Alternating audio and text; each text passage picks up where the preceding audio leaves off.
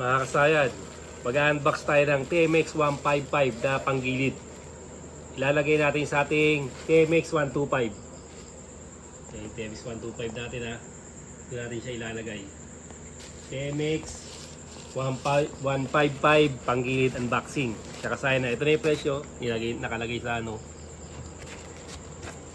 Tapos yung store natin ay baka magustuhan nyo.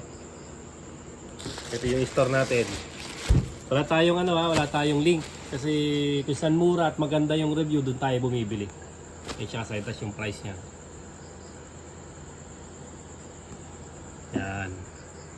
Nilagay naman nila dito ayun. QR code. Para kung sakaling magpapalit tayo. Papalatagin natin si TMX Alpha 125. Ito siya kasayan. Ito yung sa langis. Yung bomba na langis niya. Tapos pinyong gear. Tapos clutch housing. Ugay natin kung may kumakalog. Wala. Walang kauga-uga. Low budget lang kasayan ha. Pala yung QR code nyo.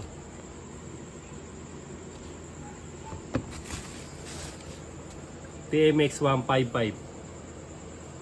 Clutch housing, pinion gear at saka yung niya, oil pump o yung bomba. Bomba ng ating langis. Tapos yung mga ngipin niya nakalagay naman din pag nag-order tayo ha. Nakalagay naman din yung kanyang mga ngipin. Kung ilan yung kanyang ngipin. Na natin kung ilan siya ha.